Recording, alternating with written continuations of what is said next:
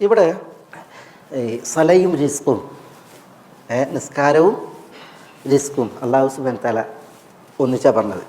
അതേപോലെ തന്നെ വമാ ഖലഖ്തുൽ ജിന്ന വൽ ഇൻസ ഇല്ലാ ലിയഅ്ബുദൂൻ മാ ഉരീദു മിൻഹും മിൻ റിസ്ഖിൻ വമാ ഉരീദു അൻ യുത്ഇമൂൻ ഇന്നല്ലാഹ ഹുവർ റസ്സാഖു ദുൽ ഖുവ്വത്തിൽ മതീൻ. അവിടെ ഇബാദത്തും റിസ്ക്കും, ഇബാദത്തുകളിൽ ഏറ്റവും ശ്രേഷ്ഠം നിസ്കാരമാണ്. ഈ സലയും റിസ്ക്കും തമ്മിലുള്ള ബന്ധം നബി സല്ലല്ലാഹു അലൈഹി വസല്ലം തങ്ങളെ സംബന്ധിച്ചിടത്തോളം പിന്നെ ഇദാ ഹസബഹു അംറുൻ ഫസിഅ ഇല സലാ എന്നാണ്. റസൂലുള്ളാഹിക്ക് ഒരു വിഷയം ഒരു ടെൻഷനൊക്കെ ആക്കിയിട്ടുണ്ടെങ്കിൽ റസൂലുള്ള വേഗം നിസ്കരിക്കുന്നതാണ്. അപ്പോൾ നോക്കിയേ, ഒരു ജീവൽ പ്രശ്നം അല്ലെങ്കിൽ ഇനി ഒരു മാനസിക പ്രശ്നം, അതിൻ്റെ പരിഹാരമാണ് എന്ത്? സല, നിസ്കാരം എന്നുള്ളത്. നിസ്കാരത്തിൽ കൃത്യതയും കണിശതയും സൂക്ഷ്മതയും ഉണ്ട് എങ്കിൽ അത് ഈ അന്നം ലഭിക്കാനുള്ള ഒരു ഉത്തമ മാർഗമാണ്, വസീലയാണെങ്കിൽ സബബാണ് എന്നതാണ് നമ്മളത് അറിയിക്കുന്നത്. നമ്മൾ പിന്നെ സൂറത്ത് ഫാത്തിറിൻ്റെ തഫ്സീറിൽ പറഞ്ഞില്ലേ മുഹമ്മദ്മാരെ കുറിച്ച്. ഒന്ന് മുഹമ്മദ് ഇബ്നു ജരീർ തബരി അല്ലേ? 4 മുഹമ്മദ്മാരുണ്ട്. ഇബ്നു ജരീർ തബരി, പിന്നെ ഒന്ന് മുഹമ്മദ് ഇബ്നു ഹാറൂൻ അൽ മർവസി,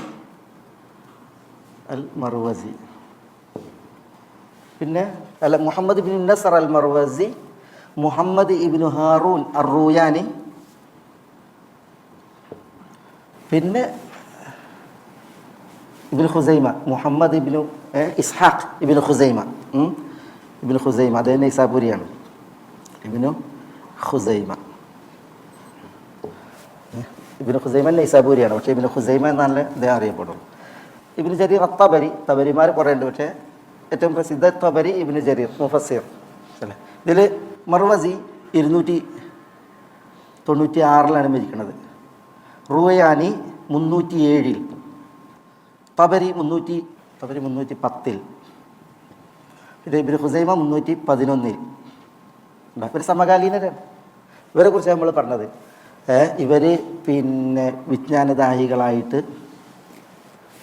മിസ്റിലെത്തിയത്. ഇവർക്ക് വിദേശികളാണ്, പക്ഷെ അവരെത്തി മിസ്റിലെത്തി. അതിലാരും മിസ്രികളില്ല, അവിടെ അവരെ സ്വീകരിക്കണ ആളുകളില്ല. അവർ വിജ്ഞാനം തേടിപ്പോയവരാണ്. പക്ഷെ അവരെ പട്ടിണിയിലകപ്പെട്ട് കടുത്ത വിശപ്പിൽ പരീക്ഷിക്കപ്പെട്ട ആ ഒരു ചരിത്രത്തിൽ അവസാനം അവർക്ക് ചോദിക്കല്ല നിർവാഹമല്ല ആരോടെങ്കിലും. കാരണം പിന്നെ ജീവൻ പിടിച്ചു നിൽക്കാൻ ചോദിച്ചേ മതിയാകും. അപ്പോൾ ചോദിക്കാൻ ആര് ചോദിക്കും? 4 പേരും പർവ്വത സമാനം പണ്ഡിതന്മാരാണ്. ഹദീസിൻ്റെ വിഷയത്തിൽ പ്രത്യേകിച്ച് ഇദ്ദേഹം മുഹമ്മദ് ഇബ്നു നസർ മർവസി മുഹദ്ദിസ് എന്നതിനേക്കാൾ കൂടുതൽ ഫഖീഹാണ് എന്നുള്ളൊരു പ്രത്യേകത ഉണ്ട്. പക്ഷേ റൂയാനിയും പിന്നെ തബരി സകല കലാവല്ലഭൻ. ഇമാം ഇബ്നു ഖുസൈമ മുഹദ്ദിസ് എന്ന പോലെ അദ്ദേഹം വലിയ അഖീദ പണ്ഡിതനാണ്. അപ്പോൾ അവർ ചോദിക്കുക എന്നുള്ളതിൽ അവസാനം ചോദിക്കൽ നിർബന്ധമായി വന്നപ്പോൾ നറുക്കിട്ടപ്പോൾ ആർക്കാണ് വീണത്? തബരിക്കാണ് നറുക്ക് വീണത്. ഇബ്നു ജരീർ തബരിക്ക് നറുക്ക് വീണത്. ഇനി അദ്ദേഹം ചോദിക്കണം ആളുകളോട് ചോദിക്കണം. പക്ഷെ അദ്ദേഹം പറയാണ് ദറൂനി ഉസല്ലിയിലില്ല, ഞാൻ അള്ളാഹ്ക്ക് നിസ്കരിക്കട്ടെ എന്ന് പറഞ്ഞാൽ അദ്ദേഹം നിസ്കരിക്കാൻ.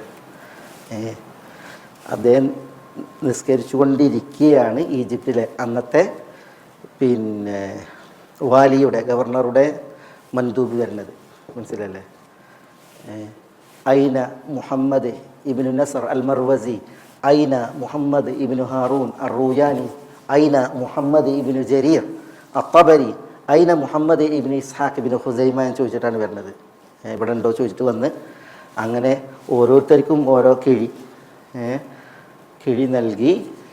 അപ്പോൾ അദ്ദേഹം നിസ്കരിച്ചുകൊണ്ടിരിക്കുകയാണ്. അവസാനം ചോദിക്കണത് തബരി തന്നെയാണ്. അപ്പോൾ തബരി നിസ്കരിക്കുകയാണ്. അപ്പോൾ തബരിക്കുള്ളത് ഏൽപ്പിച്ചിട്ട് അദ്ദേഹം പോവുകയാണ്. ഇത് കഴിയുമ്പോൾ ഇനിയും പിന്നെ വാലിയുടെ സഹായം വരുമെന്ന് പറഞ്ഞാണ് പോണത്. മനസ്സിലായോ? അപ്പോൾ പിന്നെ ആ വാലി അൽ മഹാമിദുൽ അർബഅ, നിങ്ങളുടെ അയൽവാസികളായി വിശപ്പിലാണ് എന്നുള്ള ഒരു സ്വപ്നം ദർശിച്ചിട്ടാണ് ആ വാലി എന്ത് ചെയ്യുന്ന സഹായം കൊടുത്തയക്കുന്നത്. ഏതായാലും ഇവിടെ ഞാൻ ഇത് ഉദാഹരിച്ചത് ഈ സ്വലാത്തും റിസ്ക്കും തമ്മിലുള്ള മൊത്തത്തിൽ അള്ളാഹിൻ്റെ സഹായം അത് നിസ്കാരവുമായി ബന്ധപ്പെട്ടാണുള്ളത്. അതുകൊണ്ടാണ് നബി സല്ലല്ലാഹു അലൈഹി വസല്ലം തങ്ങളൊക്കെ സഹായം ആവശ്യമാകുന്ന വിഷയങ്ങൾ വരുമ്പോൾ നിസ്കരിക്കണത്. ഇപ്പോൾ ബദറിൻ്റെ തലേനാൾ എന്താ, ഞങ്ങളിലെല്ലാവരും ഉറങ്ങുമായിരുന്നു. റസൂലുള്ളാഹി സ്വല്ലല്ലാഹു അലൈഹി വസല്ലം തങ്ങൾ ചോദിച്ചു, റസൂലുള്ളാഹി സ്വല്ലല്ലാഹു അലൈഹി വസല്ലം തങ്ങൾ നിസ്കാരത്തിലായിരുന്നു, റസൂലുള്ളാഹി സ്വല്ലല്ലാഹു അലൈഹി വസല്ലം തങ്ങൾ സുജൂദിലായിരുന്നു എന്ന് പറയുന്നുണ്ടല്ലോ.